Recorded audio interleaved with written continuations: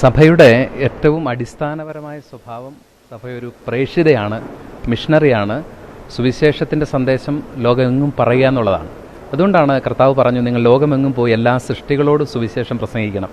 അപ്പോൾ ഇന്ന് അഭിവന്ധ്യ പിതാക്കന്മാരുടെ സിനഡിൻ്റെ ഈ ഒരു അവസരത്തിൽ നടത്തിയ നിയമന പ്രഖ്യാപനങ്ങളെ നമ്മൾ ഓരോന്നായിട്ട് എടുക്കുമ്പോൾ സഭയുടെ ഒരു മിഷണറി ഔട്ട്ലുക്കാണ് ഇതിലൂടെ പ്രകാശിതമാവുന്നത്.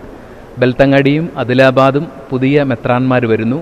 അതുപോലെ കല്യാണും ഫരീദാബാദും ഉജ്ജയിനും ഷംഷദ്ബാദും അതിരൂപതകളായിട്ട് ഉയർത്തപ്പെടുന്നു. അപ്പോൾ സഭയുടെ ശ്രദ്ധ മുഴുവൻ ഈ കേരള സഭയ്ക്ക് വെളിയിൽ മിഷൻ പ്രദേശങ്ങളിലേക്ക് ഒരു ശ്രദ്ധ നീങ്ങിയെന്നുള്ളതാണ് നമ്മളിതിൽ കാണുന്നത്.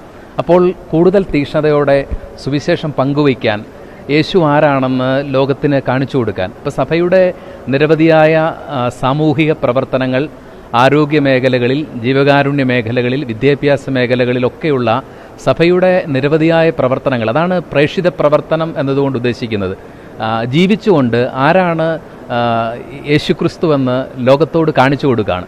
അപ്പോൾ ആ ഒരു പ്രേക്ഷിത നിയോഗത്തിനൊരു വലിയ അംഗീകാരമാണ് അഭിവന്ധ്യ പിതാക്കന്മാരുടെ സിനഡ്, സിറോ മലബാർ സഭയുടെ സിനഡ് ഈ പുതിയ നിയമനങ്ങളിലൂടെ നടത്തിയിരിക്കുന്നത്. അപ്പോൾ സഭ അതിൻ്റെ പ്രേക്ഷിത സ്വഭാവം വീണ്ടെടുക്കുകയാണ്.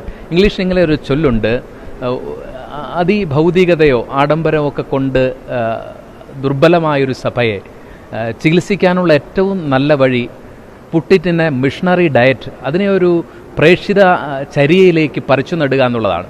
അപ്പോൾ തീർച്ചയായിട്ടും ഈ നിയമനങ്ങളെ നമ്മൾ നോക്കിക്കാണേണ്ടത് സഭ അതിൻ്റെ പ്രേക്ഷിത സ്വഭാവം, അതിൻ്റെ ലാളിത്യവും അതിൻ്റെ വിശ്വാസ തീക്ഷ്ണതയും നവീകരിക്കാൻ ആഗ്രഹിക്കുന്നു. ഈ കാലഘട്ടത്തിൽ യേശു ആരാണെന്ന് ജീവിച്ചുകൊണ്ട് കാണിച്ചു കൊടുക്കാനുള്ള ഒരു കൂടുതൽ ശ്രദ്ധ കാണിക്കുന്നു എന്നാണ് നമ്മളിതിനെ മനസ്സിലാക്കേണ്ടത്.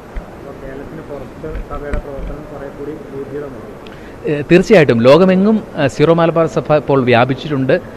സിറോ മലബാർ വിശ്വാസികളില്ലാത്ത ഒരു ഭൂഖണ്ഡവും ഇന്ന് നമുക്ക് അന്റാർട്ടിക്ക ഒഴിച്ച് വേറൊരു ഭൂഖണ്ഡവുമില്ല, എല്ലായിടത്തും വിശ്വാസികളുണ്ട്.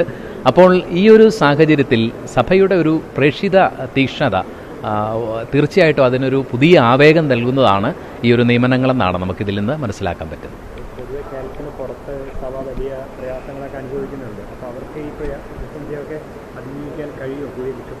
തീർച്ചയായിട്ടും അഭിവന്ധ്യ റാഫേൽ തട്ടിൽ പിതാവ് വളരെ കൃത്യമായി ഉറപ്പു നൽകിയൊരു കാര്യമുണ്ട്. സിനഡിൻ്റെ തുടക്കത്തിൽ അദ്ദേഹം സന്ദേശത്തിൽ പറയുണ്ടായി, ഭാരതത്തിൻ്റെ വിവിധ ഭാഗങ്ങളിൽ, ലോകത്തിൻ്റെ വിവിധ ഭാഗങ്ങളിൽ പീഡനം അനുഭവിക്കുന്ന സിറോ മലബാർ സഭയുടെ പ്രേക്ഷിതരുടെ ഒപ്പം സഭയുണ്ട്. അതൊരു വാക്ക് മാത്രമല്ല, അതിനുള്ള സഭ കൂടെയുണ്ടെന്നുള്ളതിൻ്റെ ഒരു കൃത്യമായ പ്രഖ്യാപനമാണ് ഇന്ന് ഈ മിഷൻ പ്രദേശങ്ങൾക്ക് സവിശേഷമായ ശ്രദ്ധയും പ്രോത്സാഹനവും നൽകിക്കൊണ്ട് നമ്മൾ നടത്തിയിട്ടുള്ള ഈ ഒരു പ്രഖ്യാപനങ്ങൾ.